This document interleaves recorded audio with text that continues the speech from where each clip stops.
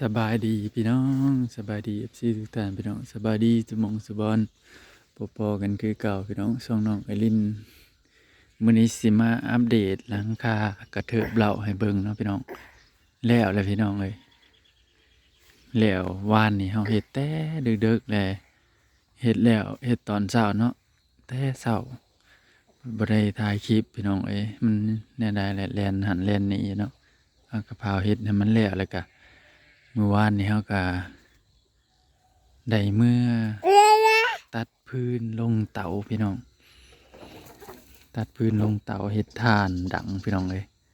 พอบ่ได้ซื้อเนาะลงเตาครับพออลินบ่ได้ลงดอกให้ให้น้าสาวให้น้าสาวลงเป็นคนลงเฮาเป็นคนตัดพี่น้องเลยให้เบิ่งสำเร็จเรียบร้อยพี่น้องโอ้ยบ่สู้แสงแดดพี่น้องแสงแดดก็กำลังออกสำเร็จแล้วหลังคาโล่งรถไถแล้วเลยเด้อพี่น้องเอ้ย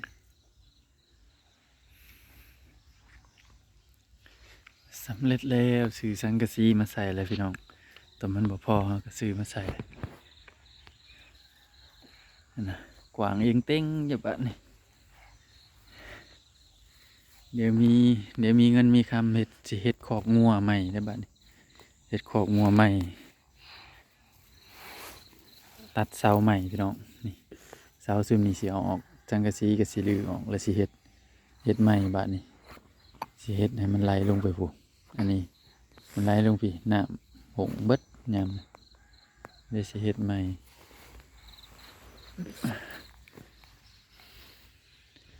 สำเร็จแล้ว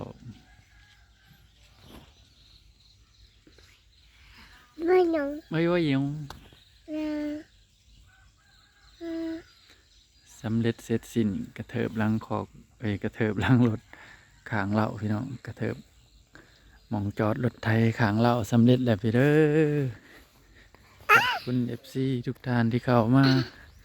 ชมขอบคุณพี่ทางอเมริกาที่ขอบคุณพี่ทางอเมริกาทั้งสองเด้อ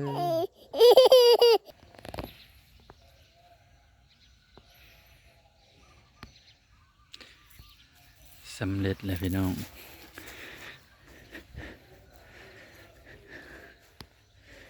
เสาก็เด้งเขาเด้งออกเสาคดพี่น้องเลยเสามันกงเสามันโค้งพี่น้องเสียว่าสิได้งัดเขาอยู่ดอกตัวนี้สิได้งัดเขาอีกบ่หรืองัดทางถ่ายออกเนาะ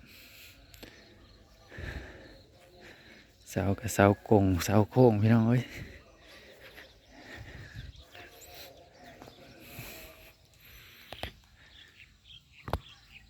แล้วบ้านนี้เดี๋ยวประตูเหล่านี่เขาสิเฮ็ดใหม่ทีแรกเขาใส่เสาตัวนี้ปวกขึ้นบ้านนี้เขามาเฮ็ดแทนใส่เสาไม้แดงหน่อยบ้านเนาะเลยกันศาสตร์ทางหน้าก็เฮ็ดแล้วเฮ็ดเองเต็งเลยบ้าน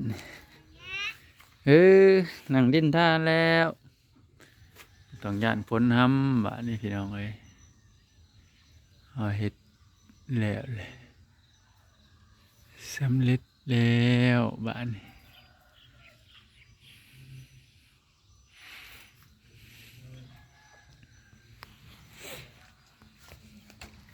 อากาศก็เริ่ม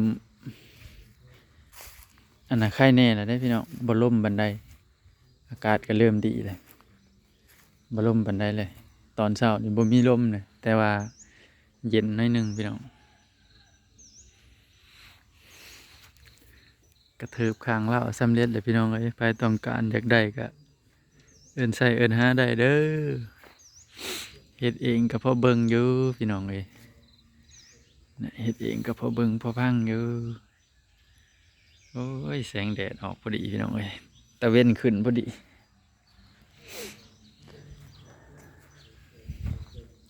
เบิ่งก็ซะก่อนเพื่อนเขาก็ต้องจอบเบิ่งนำตลอดพี่น้องย่านมีคนประสงค์หายมาหลักไปขายนะ เราก็ต้องเจาะเบิ่งน้ำ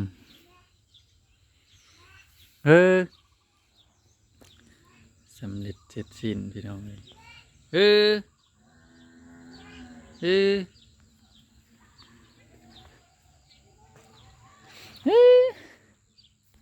เสือสิเลย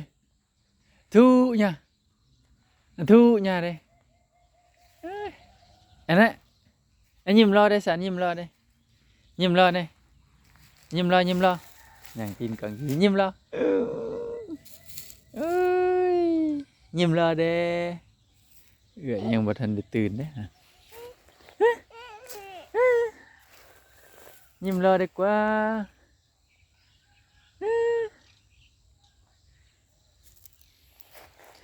ไอ้จำ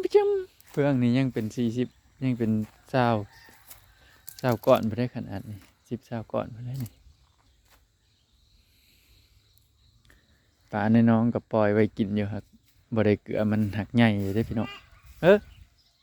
พอดีก้อยอยู่เลยปลาในน้อง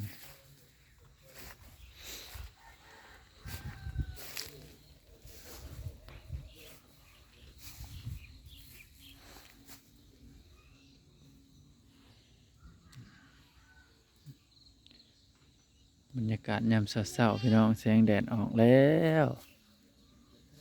แสงแดดออกแล้วกินบ่กินน่ะทิ่มไหมอุ้ยเพื่อนบ่เฮิกอมกินเข้าก็กินแล้วยังอมขี้หินอยู่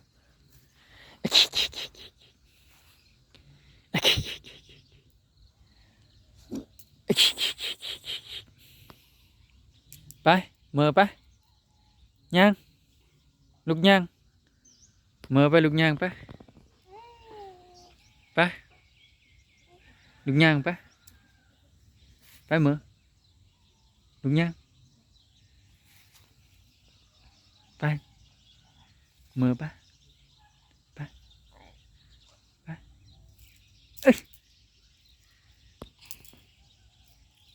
น่ะ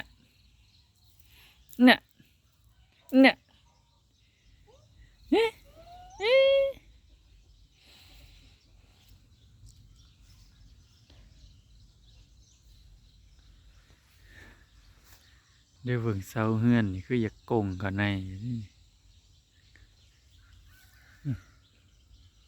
ไปเมื่อไป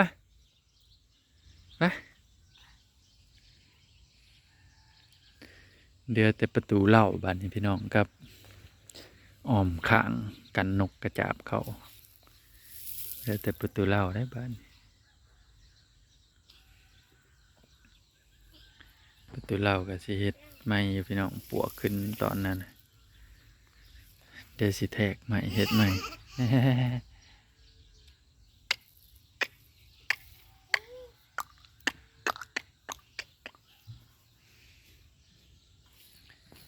บรรยากาศยามเช้าๆพี่น้องเอ้ยแสงแดดกำลังออกพี่น้องไปเมื่อไปเมื่อไปลุกย่างเอาได้เบาไปเลยไปเยอะนะฮะไปเมื่อไปฮัมไปสวยแล้วไปบ่อย่าเมื่อบ้านไป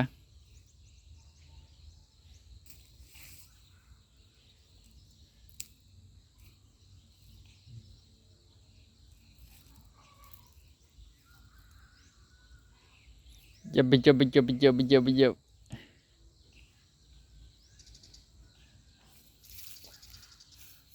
น่ะไป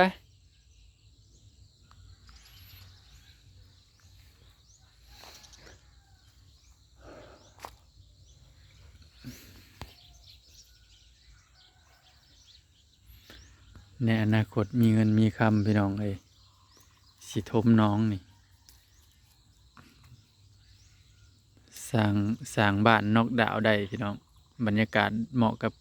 สร้างบ้านนอกดาวได้พี่น้องทมน้องแล้วนี่แบบติดให้หน้านะแบบ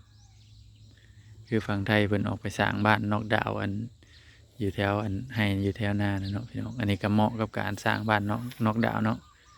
ทางท้ายหมู่บ้านนี่พี่น้องเลยแบบติดทงนาเลย แบบยามนะก็เขียวเบิ่งก็เขียวหน้าเขาเขียวกระจีเลยพี่น้องเฮ้ยไอ้เร็วไปไปไป